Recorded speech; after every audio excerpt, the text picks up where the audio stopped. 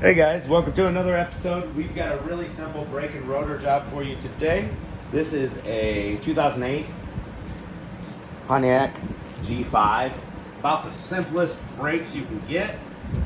It was grinding on the other side. I suspect restricted brake hose. I'll take care of that another day. I don't have the parts laying around. We got a 14 millimeter on these two bolts right here.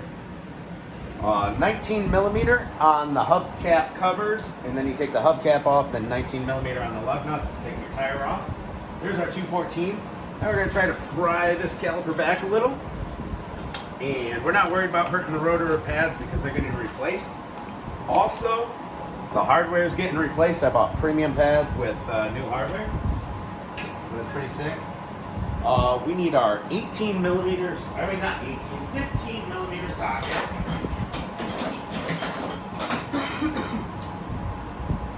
15 millimeter socket with a small extender. Now you can do this all by hand. You don't need air tools, but it'll make it quicker.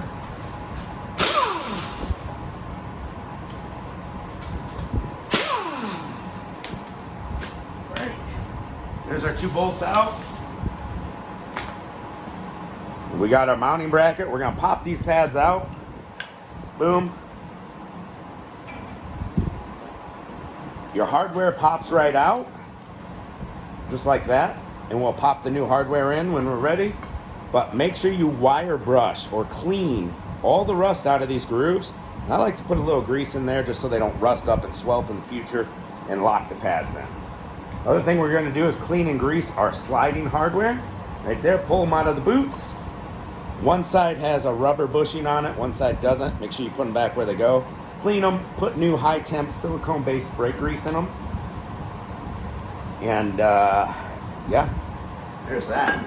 Make sure you do that or else you might get some premature wear in the future.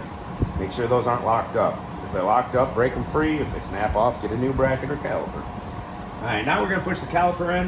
You can use a C-clamp, big jaws, big pliers, but I've got a $5 tool. You can get it Harbor Freight, AutoZone, whatever.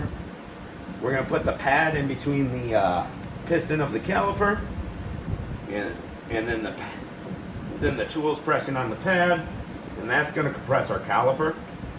And what we're doing is we're shooting the old brake fluid up, back up through the hose, through the system. So what we're gonna wanna do afterwards is just open the brake bleeder and do a brake bleeding. Get some new fluid in there, pretty standard with a brake change. A lot of people don't do it, but it's always nice to get some fresh fluid in there, right? All right, now we're gonna take our rotor off. Go ahead and hammer your rotor off if it's stuck on there. This one wasn't stuck on, so that's cool. Clean your hub surface. You can even put some anti-seize grease on there so the rotor doesn't seize in the future. You can get that bracket cleaned up. Get everything cleaned, greased, and get the new pads and hardware in there.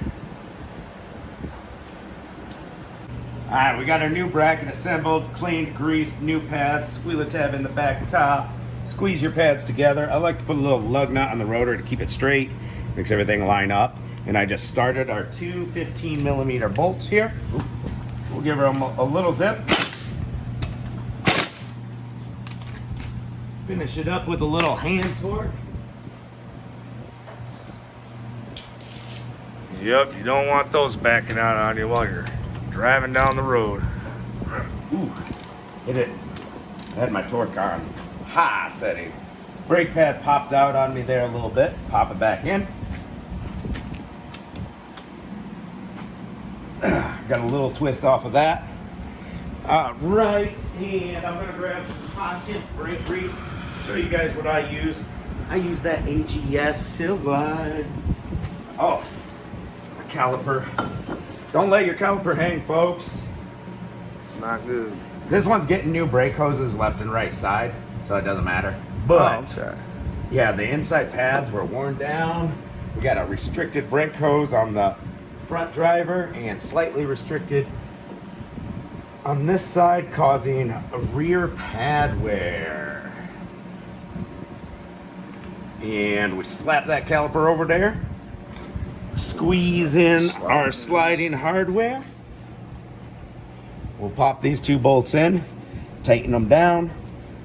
Then we'll take this lug nut I have off, and then pump the brakes 5-10 times till the caliper piston squeezes everything together. We'll bleed the brakes, pump the brakes some more times after bleeding them, make sure they're nice and good. Get the tire back on, take her for a test drive.